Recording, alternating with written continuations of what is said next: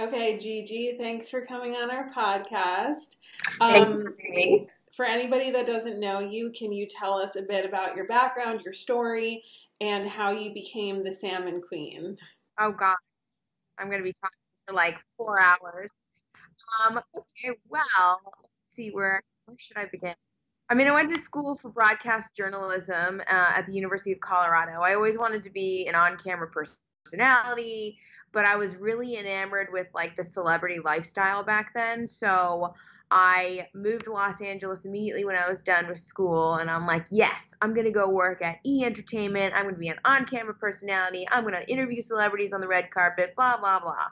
Well, I actually did get a job at E when I was done with school. However, I was not the on camera talent. Instead, I worked for E Online. I worked with casting, and I also was an assistant to one of the talent. So I was more of behind the scenes because, you don't just immediately get put on camera. That's just not how it works. But it was a really good experience for me because I got a lot of information from the talent. I made friends with a lot of people there, and they were telling me that I needed to start my own website and I needed to start a YouTube channel so people could see who I was, what I'm all about, the type of personality I have. And then from there, casting directors would be like, oh, she seems like she'd be a good fit for, X, Y, and Z that we're casting. Why don't we have her come in, do an audition, see if she's a good fit, and then go from there? And while I'm not the greatest at auditioning, um, I did get a couple roles here and there. I was an on-camera talent for a couple of online websites like She Knows and Women's Forum and stuff. So they would have me go to press junkets for movies and TV shows and stuff like that. So I would be able to interview celebrities that way, write articles, and film my interviews and then edit them together and all that kind of stuff. So when I was doing those types of things for other websites, I was also posting it on my own website, and I'm like, my website's starting to grow more and more and more. Why don't I try and do this for myself? So I was kind of my own PR person, and I would reach out to a bunch of different outlets, being like, "Hey, I would love to be put on your roster, your email roster, so you can send me, when there are events going on, so I can go and cover them for you." That being said, during that same time, I was like, you know what? Like, I don't really care about celebrities that much anymore. Like, when you move to Los Angeles and you're in the entertainment industry, the wow factor is no longer there. You sort of just become immune to it, and you're like, all right, we know this is all fake, and I don't care. And also, my audience on my blog, I was listening to them. They were more curious as to who I was versus the celebrities I was talking about. Because part of what my blog, Gigi Eats Celebrities, by the way, that's what my blog was called when I first started. And basically what I was doing is I made these YouTube videos on the side. It wasn't part of me interviewing celebrities, but on the side I was making these YouTube videos where I was making fun of diet and fitness trends of celebrities because they were really stupid back then when I first started.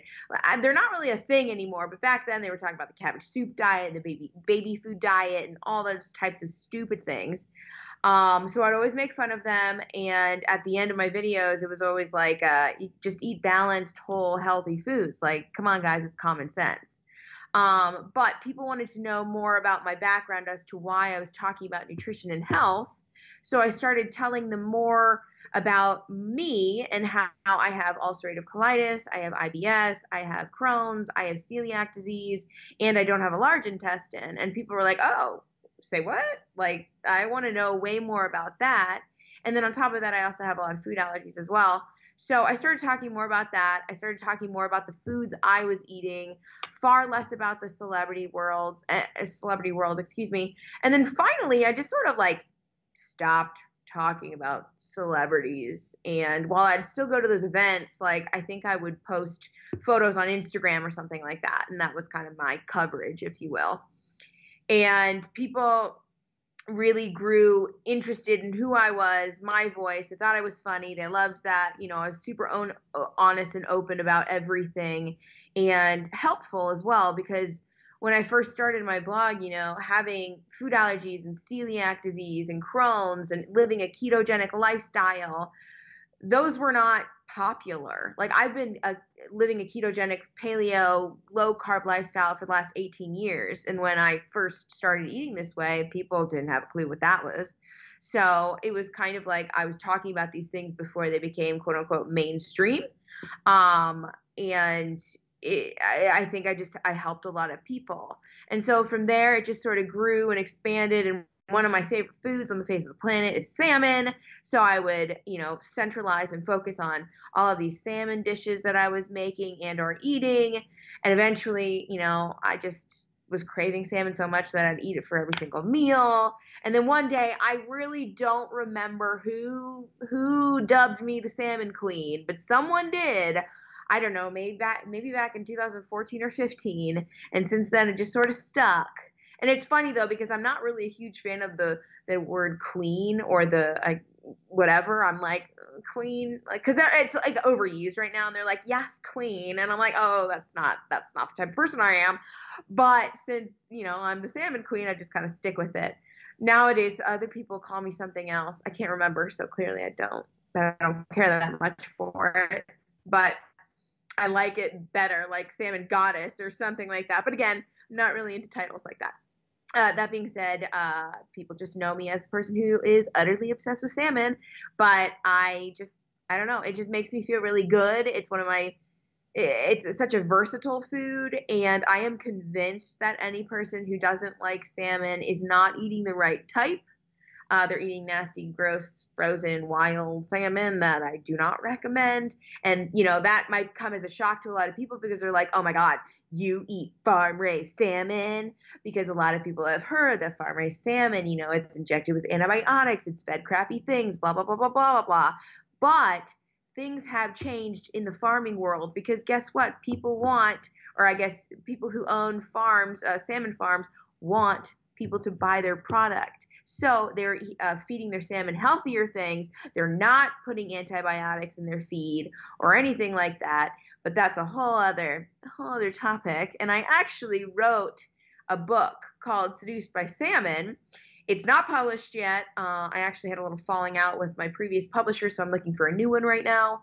But I talk about all of those things in that book. And then I also have 69 recipes because, 69 seduced. Hello. I love that. So I actually work in casting for TV. And it's funny because I totally relate to what you're saying. And we're the same age. I looked you up. And it's it's so interesting in our generation how celebrity culture was everything. Yeah, and it's really not as big anymore. Or maybe since we're not 18 or 15 or whatever, we don't know, but we definitely don't pay attention to it as much. And then what you said about putting yourself out there authentically, and talking about, just the things that you like to eat or, the autoimmune things and people gravitating towards an authentic being rather than someone who's propped up by a committee. Oh my God. Actually, I have a funny little thing. So I'm on TikTok. I hate TikTok, but I'm on there and I just do mukbangs because I'm like, I don't know what else to do on here. So I'm just going to eat whatever. And for some reason, these TikTok people who follow or who are on TikTok in general, they always comment on my eyebrows and how they're not trustworthy. I don't understand it, whatever. But they also talk about my eyeliner, all this kind of stuff because they're very judgmental. I don't know anything about makeup. Never did I say I was involved in makeup, fashion, beauty. I don't give a shit about those areas. I just put it on my face and I'm like, cool, looks fine, let's go. Anyways, they said something about my eyeliner saying what is this? I don't trust it, blah. And then someone commented saying, I think her eyeliner looks fine. Someone finally on TikTok doesn't look like a transvestite. And I'm like, oh, thank you. Okay, well that makes me feel good. But that's the thing. People are just so, I don't know. There's these trends that people follow and I don't understand them and we don't pay attention to them now. But kids that are younger are, what is that word I'm looking for? Impressionable. and they will do anything to fit in, where that just turns into them being fake and not being confident within themselves. And it's inauthentic. And people thank me basically every day. I screenshot everyone who text messages me or DMs me. That's what I'm trying to say. DMs me these messages randomly of like, thank you so much for being so authentic. I really appreciate it, blah, blah, blah, blah, blah. Because it makes me like feel like, okay, cool. They see that I'm not some fake bimbo that, is squishing her tits together with fake eyelashes saying, hey, look at me, because that's not what I'm about. I'm trying to educate people in a funny, lighthearted way and make them laugh, I guess. I don't know. Like I love making people laugh and smile, but I'm just kind of doing what I do. So it's kind of great that I don't have to like try. But yeah. Why I reached out to you in the first place, because, well, I was actually going to ask you because I didn't know about the celebrities thing. So I looked up your website and I was like, Gigi eats celebrities. What is that? Like, yeah. But it makes sense now. But I was going to say, like, I love how authentic and open and just yourself that you are, because I really do think that it's so much more, it's just so much more real, and the information that you put out is really valuable, and you do it in a funny, like, unfiltered way, and I think that's awesome. Well, thank you. It's actually funny. I have a master's in nutrition, and when I was applying to schools, I guess, they looked at my website. I applied to Tufts University, and that's where I got my master's. It's big in nutrition and health in Massachusetts. I did it all online, and it was like the hardest thing ever. Anyways, I applied, and I almost didn't get in because they looked at my website and they thought it was too like cutesy and funny infotainment sort of thing. And they were like, well, you don't cite your sources, and blah, blah, blah, blah, blah. And I had to write this long email about why I do what I do, how I'm catering to a younger audience, how I'm trying to dumb down the information so people actually can digest it and understand what the heck a periodical or a journal is saying. Because a lot of times you'll go on, Yahoo News or something. You'll read a title and you'll be like, oh, what does that mean? And you'll click on it and they'll cite their sources. And you'll click on that link and it takes you to, a periodical or a journal. And you're like, the heck does that mean? I have no idea. So that's what I do, is I take it and I dumb it down. I'm not calling people dumb necessarily, but it's really hard to digest and understand what those articles are saying, because they'll take a sentence and they'll make it seem like they're saying something else, but they're not. It's the weirdest thing on the face of the planet. Way too science savvy. But I remember that. And finally they were like, okay, we understand your point. We appreciate that. I'm like, yeah, guys, I understand you're all really old, but you have to realize there's a younger generation coming in, and this is how they learn. And they're going to learn through videos and comedic voices and so on and so forth. So yeah. So that's how that happened. So I heard in one of the podcast interviews that you did that you talked about like eating disorders. What was your experience with that? Gosh. So I went to boarding school when I was 14. And when I was there, I actually went for snowboarding, for competitive snowboarding. I was training to do the Junior Olympics, eventually do the Olympics. But when I was there, I started to like really not feel well. I started to really pay attention to what was going on in my body and stuff like that. Because when you're, hiking the half pipe or snowboarding every single day, you have to really pay attention to, how you feel. Because if you feel like shit, you're not going to want to, compete or even practice or anything like that. So I started really paying attention to it. And my mom, and I was complaining to my mom about how I felt, not so great. And she sent me this book in the mail. My mom's a doctor, by the way. She sent me this book in the mail, and there was no book jacket or anything like that, but it was a ketogenic lifestyle book. And I was reading it, and she like wrote notes and all of like the book margins where I should really pay particular attention. It said to cut out grains. It even said to cut out nuts and all that kind of stuff. So I started eliminating things, and I was like, wow, I'm starting to really feel better. But then I had a lot of blood tests and stuff done, and those told me that I couldn't eat certain foods, that I had celiac, that I had Crohn's, that I had ulcerative colitis. So my world just like was thrown upside down. I was so confused as to what I could eat, what I couldn't eat. Thus, I just was like, I'm not going to eat. I'm going to eat very minimal because I just don't know what's going to make me feel good and not feel good. I remember in my second boarding school, because my first boarding school closed down, I would eat 8 ounces of sliced turkey for lunch, but it had to be perfectly portioned. I'd go to that meat counter and be like, 8 ounces, that's it. And then dinner was, those like green powdered drink mixes. I would take, I think 5 or 6 scoops of that, put it in a cup, and that would be dinner. And then I would take laxatives. That was the thing. And that did not obviously bode very well for boarding school. They kicked me out. And then my parents were just very worried that, obviously I wasn't healthy, impatient, I guess. Inpatient rehab wouldn't even take me. They were like, you have to just go to the hospital because you're too far gone for us.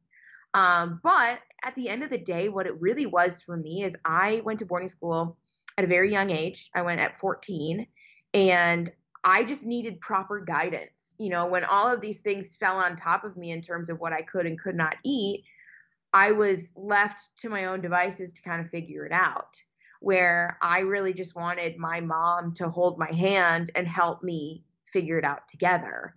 And, I wasn't in the comfort zone of being at home with my parents. I was in an unknown, obviously it was sort of known, but when I went to my second school, it wasn't very known, because I was there for maybe like 6 months, and then they kicked me out. So it was just, at the end of the day, it was really just, I wanted to go home. I really just wanted to be with my mom and dad, who I didn't really know, because prior to going to boarding school, they were working around the clock.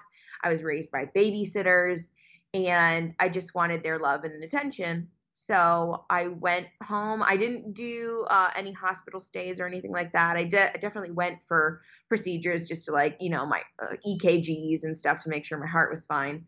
But I personally got myself out of my eating disorder ways through proper education. My brother, and the funny thing is the one thing that really triggered me was my brother. Actually, I never really had like a great relationship when I was younger with him, because he was always out partying, whatever. Then I went to boarding school, but then when I came home to finish the remainder of my high schooling, he was home too. I think he's a year older than me, so he was there. He was in his senior year. I was there the rest of my junior year. And he walked into my bedroom one day, and if I can be completely candid and say the F word, he just looked at me and he goes, "You look fucking disgusting." And I was like, whoa, I didn't know you actually cared about my existence. But that was all right, get your shit together. It's time to really focus on your health. And you're already fascinated about how food can affect you. So why not use that in a positive way and try to better yourself and, educate yourself on what you can and cannot eat. And it just kind of went from there.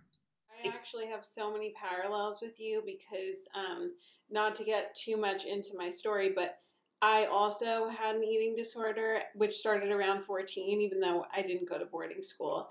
But it really was because of a lack of education, and more so for me, it was I wanted to look a little better. I wanted to fit in. I wanted to lose some weight. So in my mind, it was eat less, exercise more, because that's what you're told when you're not, fully educated correctly. And to me, that meant eat as little as possible, exercise as much as possible. And obviously that does make you lose weight in an unhealthy way the further you go with it.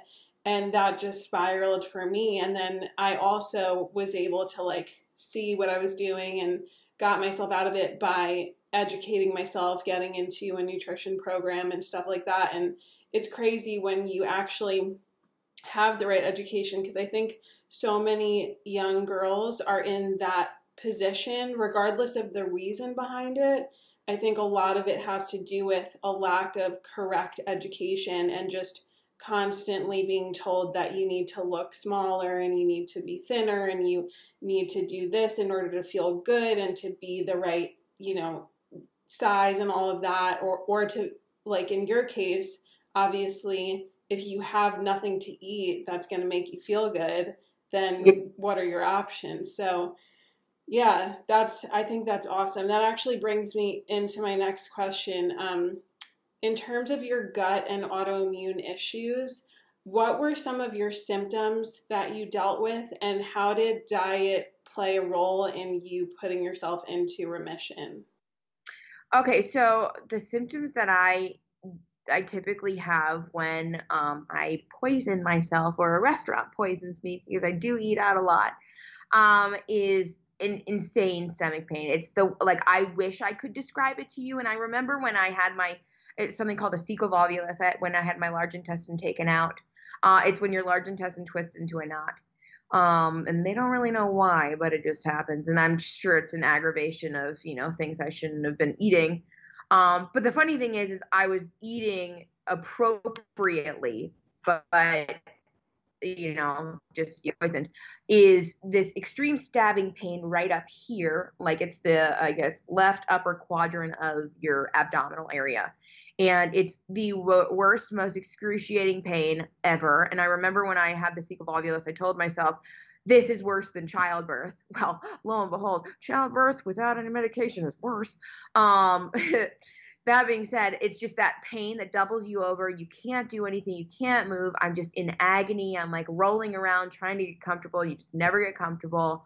Also, there's diarrhea, there's bloating, there's sometimes I will in fact throw up because it feels like it's stuck all right up here, and the only way to get it out is to throw up. I don't throw up very often though, thank God. And just, overall feeling very uncomfortable and not having a lot of energy, because your gut really dictates everything when it comes to surviving. So if you ever have like a lack of energy, you got to think to yourself, when was the last time you took a shit? Because if you haven't taken one in a while, that's probably what's causing your lack of energy, because your digestive system is trying to work with whatever's going on in there. So all of your energy is going towards your gut. And also something that's really interesting is if you look at your nails, if you see ridge lines on your nails, you have digestive issues. And I've got a lot. So those were like the main symptoms that I would really feel. But that excruciating sharp pain in the upper left quadrant is probably the one that sort of tipped me off, as like, what the heck is going on? And foods that really contribute to that are, dairy and nuts and sugar and even vegetables. So I keep vegetable consumption to a minimum, or I eat specific ones. Like I know that asparagus and green beans and spinach are like totally okay for me. But like, the funny thing is I used to eat a shit ton of sweet potatoes before I was pregnant with my second kid. Now I can't even look at sweet potatoes. Like they make me want to gag. I don't know what it was, but my kid changed me.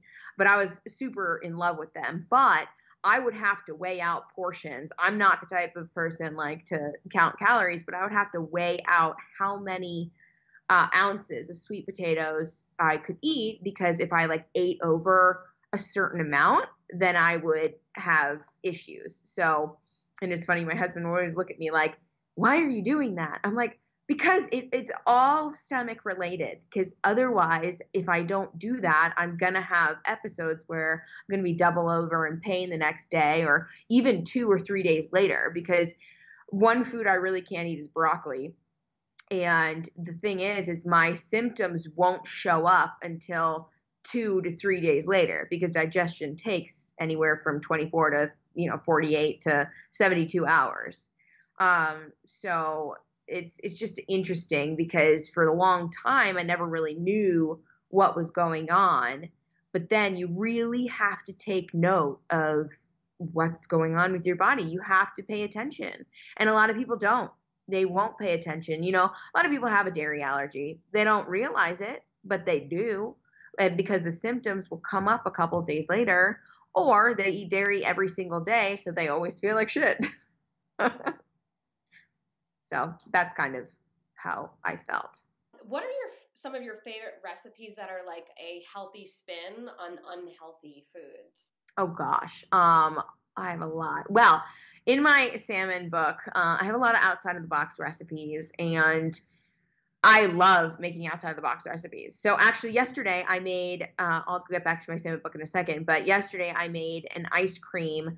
I made cookies and cream ice cream, but I made it with coconut milk. I made it with erythritol, and I added some MCT oil powder. It was just vanilla. But then the kicker to make it the cookies and cream is I just got a flavor concentrate that tastes like cookies and cream. And you just put it in there, and it's incredible. Like, it's really hard not to eat the whole thing, so I eat the whole thing. But you shouldn't even feel guilty about it, because it's actually a very healthy treat. But to go back to my salmon book, one of the recipes that I have in there is salmon tacos, but the taco shell is salmon skin. And the interior, I know, right? The interior is just like sushi grade cut up salmon with some salmon roe on top. The salmon that's cut up, the sushi grade, it's mixed with like a mayonnaise and spicy mustard and stuff like that. But it's all completely sugar free. It's all super healthy because the mayonnaise I use is avocado oil based. So that's kind of one of my favorite spins as well. I've made cake in the air fryer before, which is weird, but also really good. I've made salmon waffles. So what I did with that, and the funny thing with this recipe is people hear salmon waffles are like, that sounds disgusting. But if you think about it, the recipe is basically for a salmon cake, like, a crab cake or something like that. And you just cook it in a waffle iron. But the fact that it's a salmon waffle and you cooked the salmon cake in a waffle iron just blows people's minds. It's like those things that you see, like, oh gosh, this kitchen hack and it's going viral on TikTok or whatever. And it's like, oh, they opened a bag in a different way. It's like, yeah, I just cooked this in a different way. That's all. So those are my favorite. I know that once we're done with this podcast, I'm gonna be like, oh, that one too, and that one, and that one. No, I saw a video where you put chocolate on salmon. Oh yeah, that was disgusting. So I'm not going to say that was my favorite, but I definitely made salmon pancakes, mixed it with vanilla, tried to make it a dessert, and it did not do anything good. No. I actually, one of the things that I want to try soon, because I love salmon skin so much. And I saw that you order the salmon skin wrapped in the seaweed, but I haven't done it yet. But you need to. Speaking of salmon, one of my other favorite recipes is I've made salmon skin bread, and that recipe is in my cookbook, and it's so good. I even made salmon skin toast or salmon skin bread toast with avocado on top. But yeah, like, I'm very excited for the second book, which is why I'm like, come on, publishers, let's go. Especially because I made the announcement that I had this book when I was with my previous publishers, and we had to part ways for specific reasons.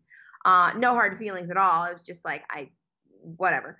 A long story. But now people are asking me, like, when's the book coming out? Come on, I really want this book. And I'm like, okay, I promise it's coming at some point, but I have so many recipes I want to share. But I actually have a recipe for salmon skin hand rolls as well in the book, so you can make your own salmon skin wrapped in nori.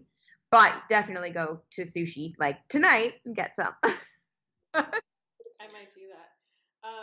So you kind of alluded to this before, but do you track any calories or macros, and how do you maintain, like, being lean? And also, off of that, I saw that on your Instagram you documented your journey with your pregnancies, and you didn't gain like any weight. So how did you manage that?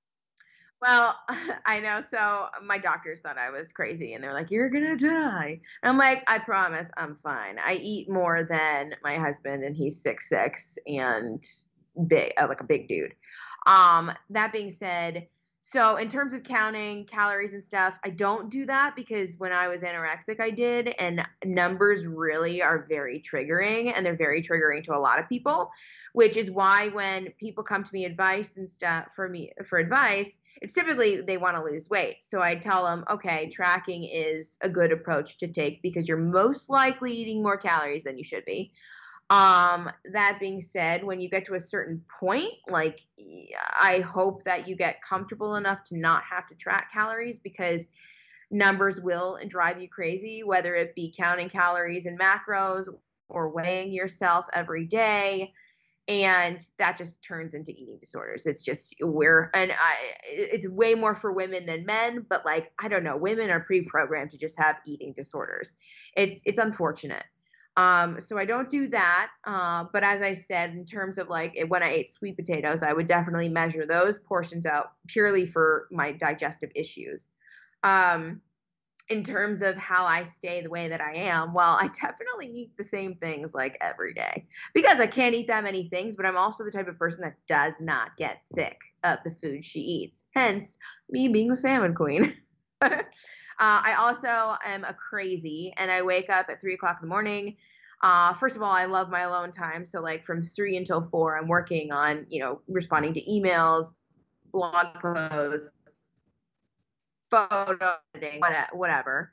But then I work out. I work out for 2 hours a day. And then when I'm not working out or like, I'm on social media a lot. And when I'm on social media, I hate sitting.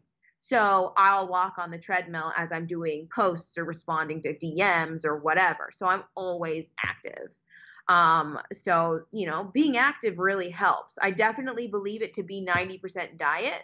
But I guess 80% diet, 10% genetics, and 10% exercise. But activity very much helps. And I also think it makes you happier. Like, I think that my morning routine of working out before the day starts is, what puts pep in my step. I definitely drink a Monster Energy drink, so that helps. But without my exercise, I feel gross. I feel weird. I feel like something's missing, and it's the endorphins. So I really never miss a day. I really don't. I mean, much to, my husband's chagrin sometimes. It fuels me, and it also obviously helps me stay the way that I am. But again, I really dedicate this body of mine, if you will, to salmon. And I posted like 2 days ago a photo of salmon that's like grilled and has all the grill marks on it. And next to it, it's a picture of how my abs are, a 6-pack or whatever. And I was like, oh, body by salmon. And that's the truth, because right now I used to lift weights. I used to lift weights before I got pregnant, before COVID. And then when COVID hit, like the gyms closed, and I tried to lift weights at home, and it was just so unmotivating. I'm like, I'm sorry, I have this like tiny room to try and lift weights. Like, this isn't gonna happen. So I just totally stopped. And then we moved to Colorado because I lived in Los Angeles. Then we moved to Colorado, so that took over. And then I got pregnant, and then I was too tired to do it. And honestly, now with a kid that wakes up like 3 times in the middle of the night, I still don't want to lift weights. But I do my cardio, and that's it. So I dedicate any muscle tone or whatever to the diet that I eat. Well, you mentioned before that you were a professional snowboarder. How did you eat differently before like a high impact activity like that? The funny thing is during those anorexia or pre-anorexia days, I don't really remember much of what I was eating. The 2 things that I remember are, well, back then, like bison was just becoming a new thing. So I'd go to the store and I'd buy those big blocks of ground bison, and I would eat that. But also I'd go to this pre-made food store called Y Cook. I remember that. And they would have meatballs. And I always remember getting 8 meatballs. They were so good. So I'd eat 8 meatballs. I don't know why. And then I would eat a lot of cashews, even though nuts are like not good for me. But cashews never made me break out in hives, but almonds do. But I remember I would sneak into the cafeteria in boarding school, and they had this big tub of cashews, and I would just eat a crap ton of cashews. Otherwise, I really don't remember anything that I ate in order to fuel myself, unfortunately, other than that, 8 ounces of turkey and powdered supplement for dinner.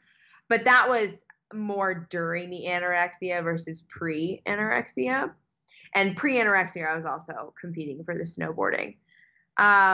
So yeah, and maybe I think I remember I went to, so we would always go on snowboard trips. And I remember one weekend we went to like Breckenridge because my snowboarding boarding school was in Colorado. And we stopped at like a Subway. And I think I got a meatball sub without the bread. And I was like, this works. Yeah.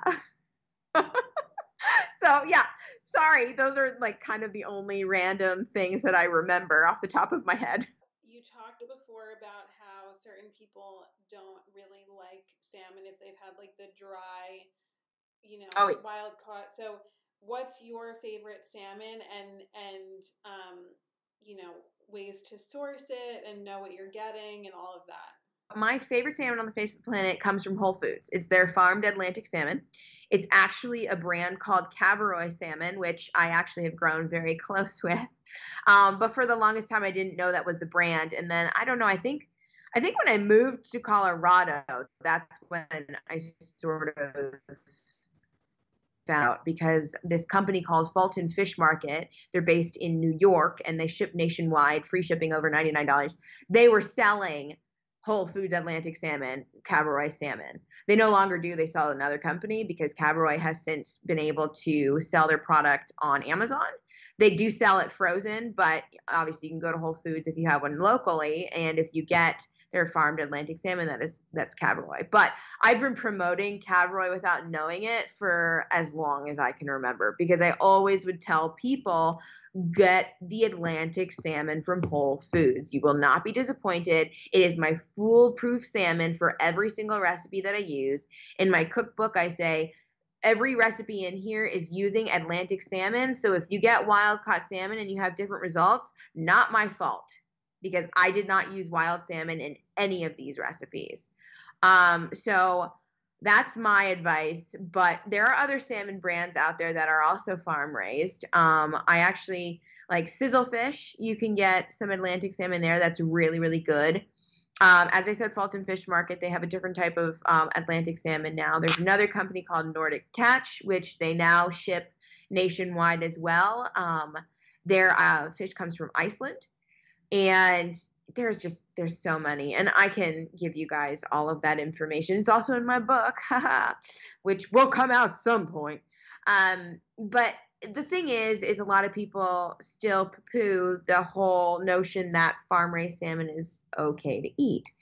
And farm raising salmon started way back in the 1950s or 60s.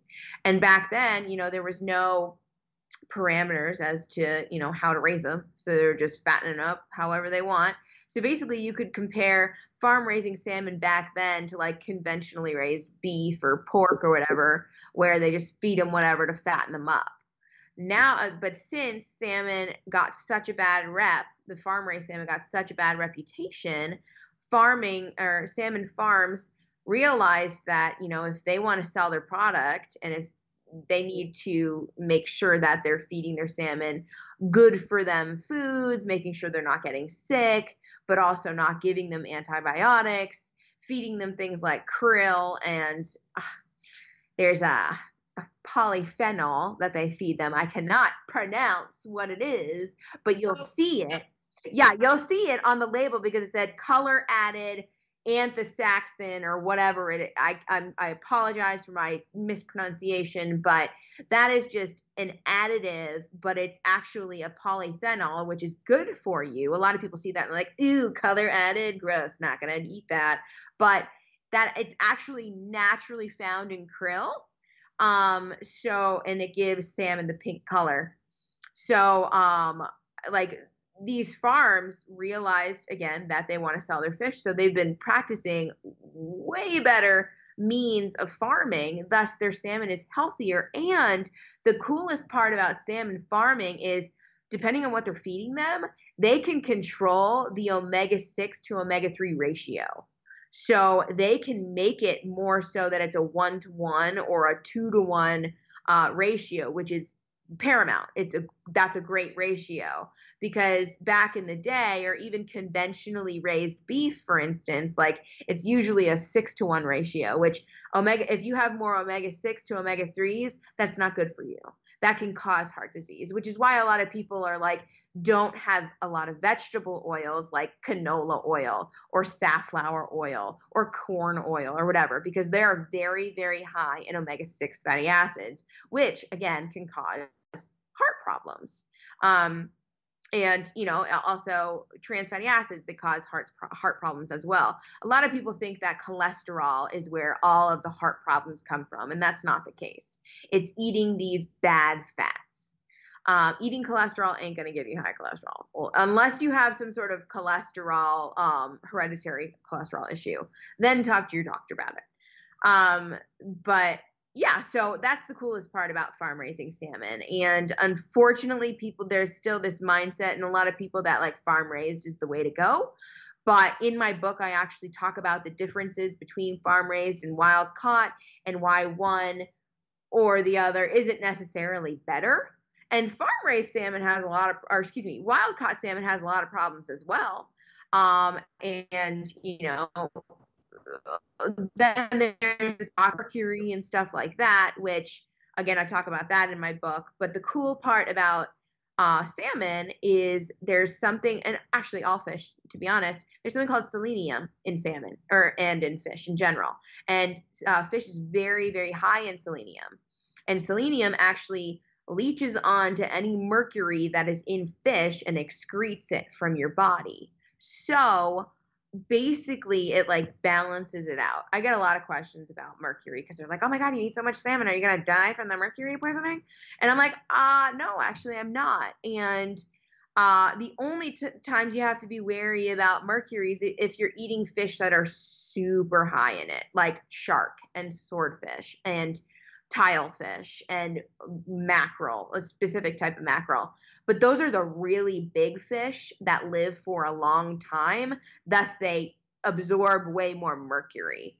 So that's the only real time, because their selenium content isn't as high as, say, salmon or, I don't know, trout and stuff like that. So yeah, what's like the lifespan of salmon? Do you know? Really, I guess it depends. I guess for farming salmon, I think around the age of 3 is when they start to spawn. And then after that, they'll obviously kill them and fillet them and stuff like that. In terms of wild, I don't remember off the top of my head, but I feel like I have that in my book somewhere. I got to go reread my book. Well, speaking of your book, we're going to close here, but if you could share with the audience what, where they can find you, and the book that you are going to come out with, and like what it has in it, and yeah, where can they find you? Yeah, so my Instagram is Gigi Eats, GIGIEATS. I actually do have a book called She Does Keto. It's on Amazon. It's all about the keto lifestyle and why it's specifically beneficial for women. There's 115 recipes in there. My second book, Seduced by Salmon, will hopefully be out at some point this year. But I'll update everybody on my Instagram page, Gigi Eats, all the time.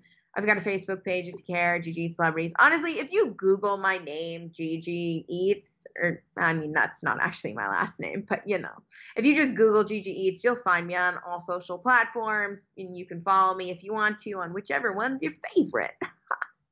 Well, thank you so much. Yeah, thank you guys for having me. I appreciate you guys being interested in me. Of course. Now you make this information so approachable and fun, and like I'm so engaged when you're speaking. It's like this information, like you just tie it up in this like fun. And yeah. Since I've started following you, I've basically been eating so much more salmon because people say that. I love it. I actually have.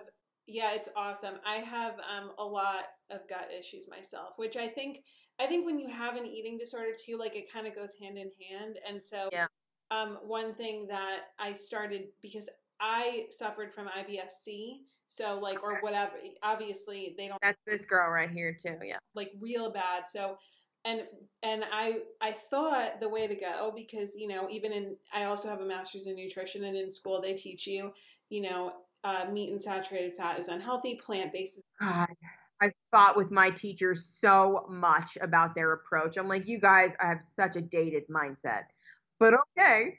And at the time, this was like a few years ago, I didn't really know, and I was literally eating pounds of raw vegetables a day, which made me so much worse. And then I broccoli. finally so much broccoli, so like huge salads like that big 3 times a day, and I finally stumbled across Paul Saladino and the Carnivore Diet, and I was like, this is crazy.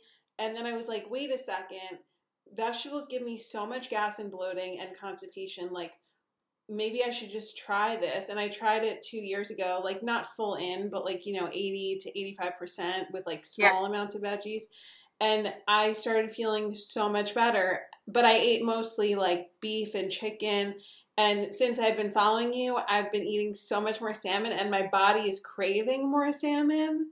It's like this weird little cycle, I promise you. But it's funny that you talk about this vegetable thing, because everyone's always like, eat so much fiber. No. Less is more in that world if you want to actually like go and not have issues. There are some people out there that can eat all the veggies in the world, and I'm like, how do you feel being God's favorite? But at the same time, I'm like, actually, I don't care to eat a lot of vegetables. I love eating high protein, high fat. We're good. So I agree. Thank you so much. Thank of you. course.